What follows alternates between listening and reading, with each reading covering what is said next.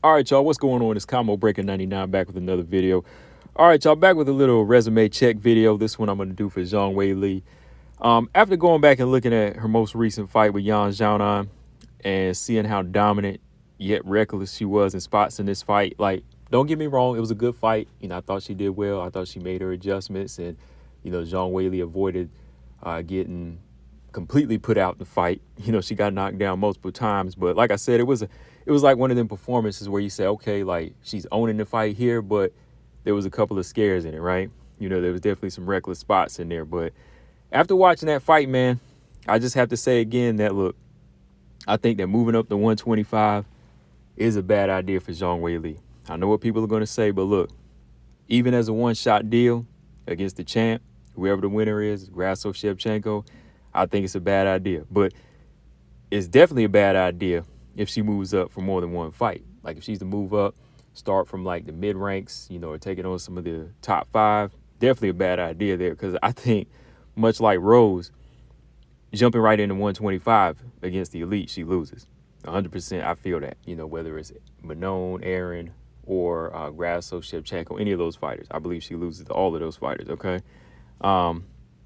definitely with the size difference, I think you'll see like Weili lacking something like Rose was, whether it be a little bit of power, some speed, or even, a strength disadvantage. Now, I get it. Look, Weili, she wants to test herself. She wants to be great. She wants to dare to be great. She wants to go up to be a double champion.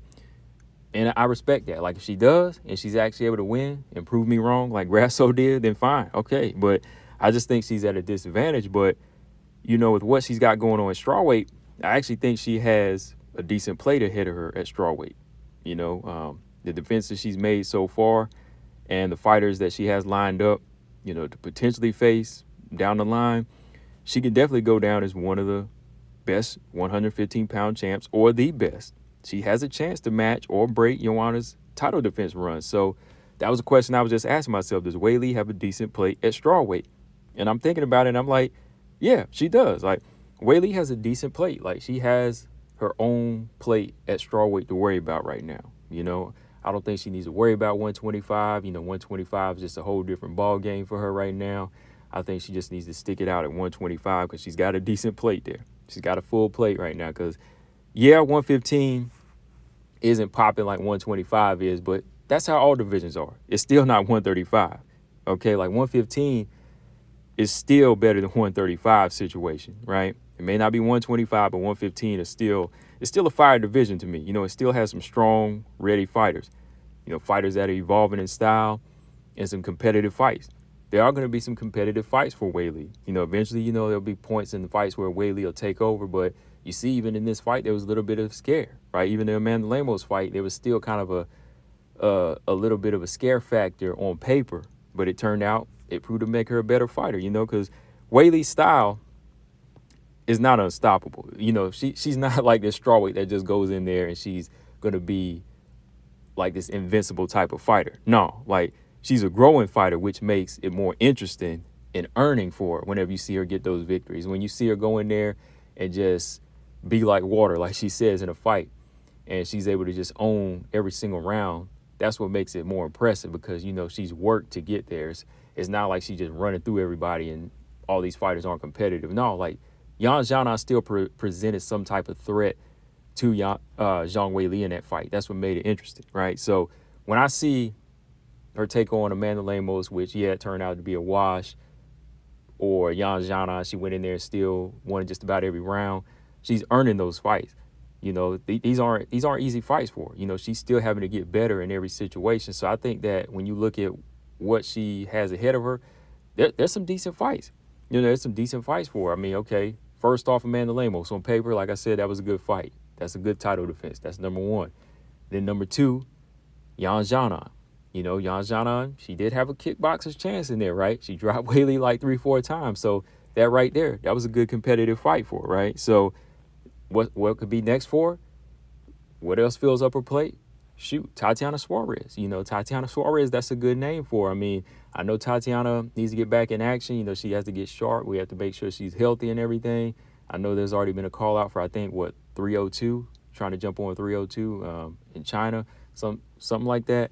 But that's an interesting fight for her. I mean, style-wise, Tatiana Suarez would bring, a big threat to Zhang Weili, whether she's, had those injuries in the past or not, whether she's going to be fully healed up. Nobody's ever 100%, but I still think Tatiana Suarez brings, the size, the physical strength, and, more and more, so many more years of wrestling experience than Zhang Weili. So that right there is going to be a fight that's a big handful than even having to worry about going to 125. Okay, so if she can go in and like dominate Tatiana Suarez and make that look easy, okay, then we'll talk 125. But right now, with the fight like that, a big wrestler in your own division, she presents a threat, right? So that's somebody that can fill her plate.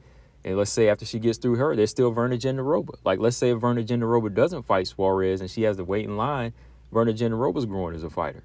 Verna's in her 30s too, but that's that prime age where I think a lot of these fighters are really starting to figure it out, and they know they're on that crunch time to say, oh, okay, I got to get better. My time is now. And Verna Jandiroba's not the same fighter that she was that fought Carla Esparza, right? Like, Carla Esparza was able to use her wrestling against Verna, but Verna's evolved since then. Like, her jiu-jitsu's gotten better.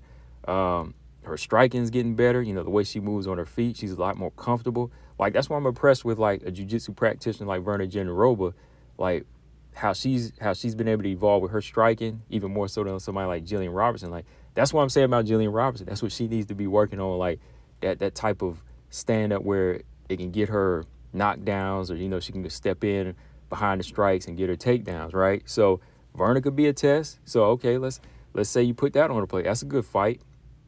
And okay, maybe down the line she gets a rematch with Andrade. Andrade's always a scary fighter. I know Andrade doesn't have the highest IQ, but those are 3 more fights right there that look like they could be a problem or could really build up the legacy for Zhang Weili without having to move up to 125, right? Because to me, I'd rather see any of those. I'd rather see her fight those 3 fights, or fight at least 2 of those fights, than try to jump up to 125 where she's going to go to a division that she's not even filled out in, and take on somebody like Alexa Grasso, who I think her striking right now, her striking in boxing would give Zhang Weili some fits, right? And then Valentina Shevchenko as well, somebody like her who's accurate striker that could land right on that chin, same way Yan Xiaonan did, right? But unlike Yan Xiaonan, Valentina Shevchenko going to be a heck of a lot stronger, right? So yeah, when you just look at the rest of the division and how they match up with a Zhang Weili right now, who's already 34, 35, you have to say that, okay, Zhang Weili might be levels above some of these fighters, but you just never know what they'll possess that could give her a problem, because they are evolving fighters. Tatiana Suarez, Verna Jandiroba. A rematch with Jessica Andrade might go the same way, but it still sounds interesting, having her on your resume 2 times and maybe knocking her out. And who knows, man, like if Marina Rodriguez ever got back up there, or Lupi, or a rematch with Lemos, right? There's girls on the come up. Yasmin Lucindo, like, let's see what Yasmin Lucindo looks like against Karolina Kowalkiewicz, right? But I know she's not going to jump in there with Weili right away, but let's say if she beats Karolina Kowalkiewicz, right? Let's say if she beats her and her next year is very active and she fights her way up, beats Lupi, beats Marina, beats Lemos, and fights her way to a top 5 or top 6 position, she could be a scary threat for Zhang Weili, right? So strawweight doesn't look as bad as some people think it does. I mean, strawweight, of course, everybody's already fought each other. There's some fighters that have been around there since 2014, 2015. But for the most part, a lot of these girls are still sharp. Like, even where Angela Hill stands, like, I mean, she's still beating some of these other prospects. So overall, you still have, like, a healthy amount of contenders here that I think could still give Zhang Weili some problems, or at the most, make her look good and just solidify her legacy, right? So, yeah, I think that Zhang Weili has a decent plate at 120, 115. You don't have to worry about 125. And that was the other thing. Like, the other thing I was thinking about, the other question was, could her title run match Joanna's? Or could she beat Joanna's title run? Shoot, she could. She could beat her title run if she sticks around and if she fights just as active. I know Joanna was a little bit younger when she had the belt. And, she was fighting almost like, 2 or 3 times a year. whereas Weili's a little older and she's fighting like twice a year that are spaced out apart. But she could match that. You know, she could match that. She could match that title run of Joanna's if she can actually bag three more of those three of those opponents that I named. You know, she's already broke that strawweight curse, right? You know, she's defeated Amanda Lemos. She's defeated Yan Zhana, that's 2, right? So if she fights Tatiana Suarez, that's 3. She fights Verna, that's 4. And let's say if Andrade holds it down where she's at, or if somebody else comes up, Lupi happens to come up or something, you know, that's number 5 right there. If Ibas feels froggish and wants to move down and goes on some type of 2-fight run or something, right? Like, that would be 5. So yeah, she can match the title run of Joanna right there, you know. So I think she can stick around and, you know, maybe bag another one if she stays active. But that's what it really comes down to. Can she match Joanna's run, or could she break the title defense, you know, record? And it would just really come down to her being active at this point. Like, I'm sure they could line them up for, you know, some of these girls would be happy to get that title shot if she went down the list like Valentina's did. You know, Valentina went from fighting at number 1, 2, 3, 4, 5, you know, the same way, you know, all the way down to like number 5 for Lauren Murphy or something, right? So if they lined it up like that for, like the next 3 opponents, she could match it and then maybe get another title defense and boom, you know, get her number 6, right? So there's that for, you know, there's definitely that there's definitely that notch that she could put in her belt for her legacy. But I'm not sure if she wants to go on that type of active run though. I'm thinking maybe she's looking more for double champ now that she's getting older. So yeah, that might be something she's looking at. But this is just my perspective, like just checking the resume here and just saying like, okay, can she solidify herself as a strawweight GOAT? Yeah, she could. You know, she could. It just all comes down to being active and, you know, just lining these strawweight opponents up and, you know, getting them in there and, you know, beating each one of them. You know, make sure she can go in there and be dominant. But when you look at it too, like another question would be, okay, could she match the run or break the run? Sure. But would the run actually be more impressive than Joanna's? And I think it would. I actually think it would. Like, I think it would be a little bit more impressive too, like opponent-wise. Like, definitely not knocking Joanna, but, you know, Joanna, she had some good names, but some of these girls right here would be some solid names. I know Joanna's defending her belt against Jessica Andrade. You know, that's one. But she beat some good fighters like Karolina Kowalkiewicz, Valerie Letourneau, and, you know, Jessica Panay, and one other name too, you know, because it was 5, right? Not looking at her resume right now. But, yeah, Joanna has some decent names there. But when you look at what Weili could do, you know, she's beat a good Lemos. You know, Lemos, who's beat Angela Hill, Marina Rodriguez, Michelle Waterson, names like that. Then Yan Xiaonan, who's may have lost to Carla Esparza, but, you know, came back, beat Mackenzie Dern and names like that. That's still a good, formidable opponent.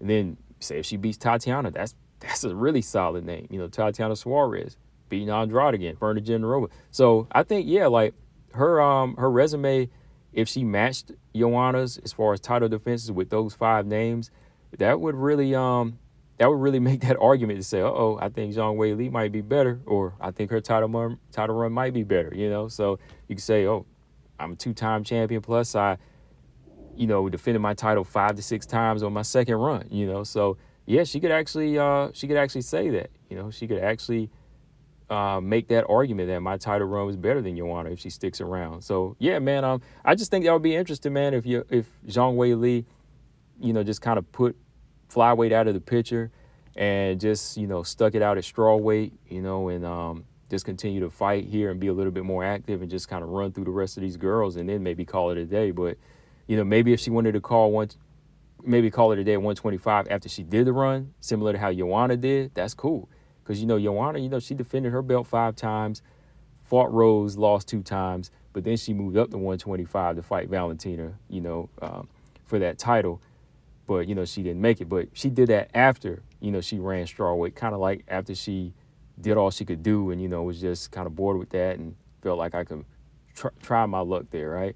So the same thing with Zhang Weili, she could do that, you know, make sure everything is done at strawweight, you know, then when boredom kicks in, boom, that's when you can go for it. Like, don't just kind of follow the footsteps of all these other people. You know, Amanda Nunes did it, Conor McGregor did it, all these champs, you know, just doing it because you want to try to do it. But if you're not really ready to do it, or you don't have the build to do it, it's kind of dangerous, you know? So, yeah, that's just my take on that. I don't think she fares well against Alexa Grasso or Valentina right now. Definitely not them big fighters like Manon.